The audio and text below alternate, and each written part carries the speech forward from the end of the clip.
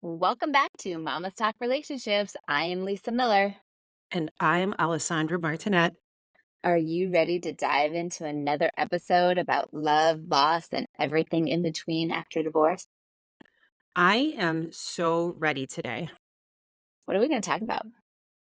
Today, we are going to talk about rejection and how we handle rejection. But Mhm. before we dive in, let's take a couple minutes to catch up. Any announcements you have, Miller? As always, if you guys are loving our content, if you want to dive deeper into your healing, I would love to chat with you. You can book a free complimentary clarity call with me to see if coaching is a right fit for you. I also have an amazing group.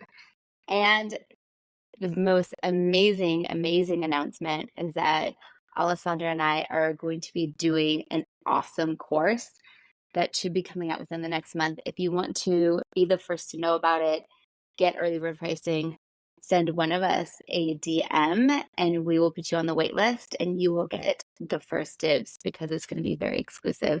You can send me a DM at lisamiller.coach or Alessandra at Mama's Guide to Divorce, and we will be happy to add you to the list.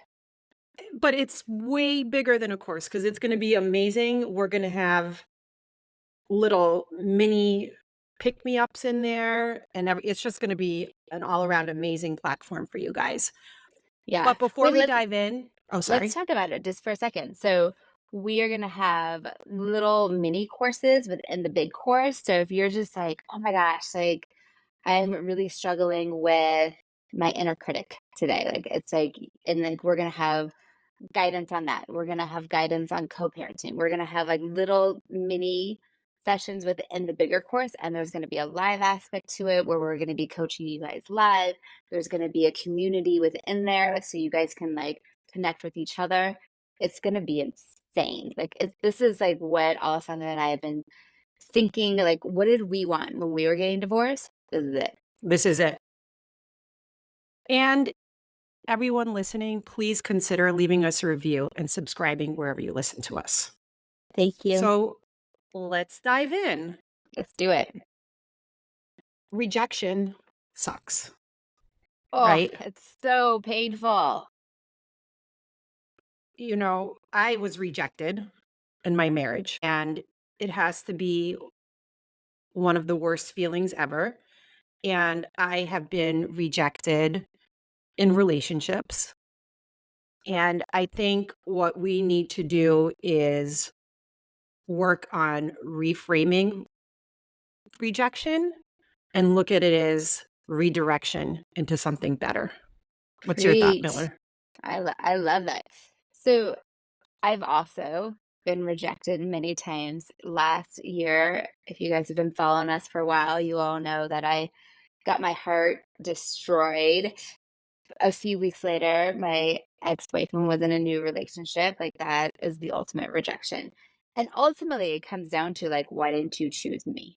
What and then Mhm. we personalize it to what's wrong with me? Why am I not enough? Why am I not good enough? Um, all the things start to go through all those limiting beliefs. Those are quote unquote what we call limiting beliefs, and they start to drive the bus in your brain. And Yeah, you they go down a spiral. You spiral with it. and it hurts like you know what. So, we all of a sudden today we talk about this a lot of like when we feel not chosen, that's when we go into the rumination of like, why hasn't he called me? Why haven't I heard from him? Do you think he's thinking about me? Oh my gosh. Totally. What does this What text mean? what does it mean? And we tend to like read into every little thing, and that is wasting your energy on something or someone that isn't the right person. And then you start to romanticize the person because you think of a little blip in time that they were good, and you think, Mhm. well, they're better than me because they rejected me, basically. Absolutely. And then you're like, oh my gosh, they viewed my story. Do you think he still likes me? Do you think he's still thinking about me? Or he slid into my DM. Yeah, he asked me how I was. And we make this mean something. We're like, "Oh," because, like, for that one little second, we feel chosen. So the the invitation when you're sitting there and you're feeling not chosen, go a little deeper and be like, what am I making this mean about myself? Does it mean that I'm not good enough? Does it mean that I'm not enough for someone? Am I too much? Like, and if you get really honest with yourself, you'll start to learn, like, oh, like this is what I'm making these types of things mean about myself. And then you can go even deeper and be like, is that actually true? And that's how you start to take your power back. And that's how you start Mhm. to look at it as like, okay, like this is just me learning more about myself so that I could evolve into the next best version of myself. So that Mhm. if someone isn't for me, I don't make it mean anything about myself. Well, I know and I agree with you, but when you're going through it initially, you make it all about yourself and how Of you've course. failed, right? But I think when you are towards the tail end and you start to reflect, you have to see that you're resilient. You become more emotionally intelligent from it. You see the signs sooner and you start to value yourself more. Yeah, so that rejection is such a beautiful, beautiful redirection. And let's be honest, after every heartbreak I've ever had in my life, whether it's self-inflicted or because someone else broke my heart, I've been through both. The relationship on the other side, whether it was like a deeper relationship with myself or with a new man, was always better than what was Mhm. behind me. So like it's Because all you learn about yourself in the relationship and things that I'm sorry to interrupt you, and things that you could have done differently as well, right? absolutely. And there's so much gold, right? Like if you are willing to see it, if you're willing to be open to it, you can actually be like, oh my gosh, like this heartbreak sucks, but you can use it as your launching pad to your next best version of yourself. And Yeah, then you're and going you to discover attract, yourself again. right? And then you're going to attract a better man for yourself. Someone who's more Yeah. aligned with you, someone who wants the same things as you, someone that values who you are in this moment, not someone who they Mhm. want you to be. And I am such a believer in if you want a great guy, you've gotta be a great woman. Yeah, absolutely. You go first. Yeah, and I think it's so important to work on yourself and have your life together, and it's not gonna be perfect, but be more confident within yourself before you can welcome another relationship into your life, because then you tolerate less. You stop taking the breadcrumbs. You stop seeing that as the bare minimum as being enough. The bare minimum is not okay, ladies. Like we want the whole bread. We want the whole You loaf. are the prize. Yes, you are the effing prize, and you have to remember that. And just because one person out of the billions of people in the world decided that you weren't for them, it's okay. Because guess They what? did you a favor. You're not gonna be for everyone, and not everyone's gonna be for you, and that's okay. Mhm.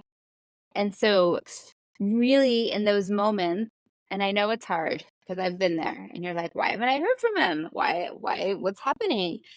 Never, Why never. don't they want me?" Right? And in those moments, you just have to remember, you know what? Like, sometimes I might not know. You may not know the answer every time. You may not get the quote unquote closure that you're looking for, whether it's one date or 5 years. Like sometimes we just don't get it.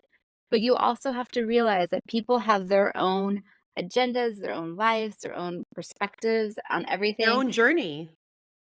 And sometimes it's just not aligned with where you're at, and that's okay. Even though it's heartbreaking, I know it's heartbreaking, but try in those moments to really reflect back and be like, what am I making this mean about myself? And is that actually true? And then come up with a what is true and what feels better to you and work on that, lean on that. Well, I think we should also talk about how to handle rejection, Mm, right? Because that's yeah, hard. It's a rejection is hard. hard, and I would encourage anyone to handle rejection with as much grace as possible and not go on a crazy train and go from 0 to 60 and start stalking and doing crazy things, Oh, right? and Work on yourself, how do we journal, know about meditate. these? I don't know. I've never done anything crazy in my life, ever. No, no, we've never ruminated, we've never stalked, we've never done any of it. But that didn't serve us in the long run. So, Never. yeah, I so what think to handle Alessandra the is rejection is work on yourself. Take care of yourself. Talk to your friends. Do not call him 50 times. Do not send him long paragraphs or emails or beg him to come back no because you contact, devalue yourself. no contact. Go no No contact, and contact. unless you have And no kids. contact, not to try to get him back, but no contact to keep your dignity. Mhm. And to know your value. Because let's be real, ladies, like, we go no contact. In the beginning, it's really hard, but then you move through it so much quicker. So, also part of dealing with the rejection is, like, allowing yourself to feel whatever you need to feel and then letting it go. You have to feel to heal. All right, mamas, we're nearing the end of another episode of Mamas Talk Relationships. As always, we want to thank you for joining us on this journey. We'll be back next week with another insightful, informative, and hopefully entertaining episode on navigating dating and relationships after divorce.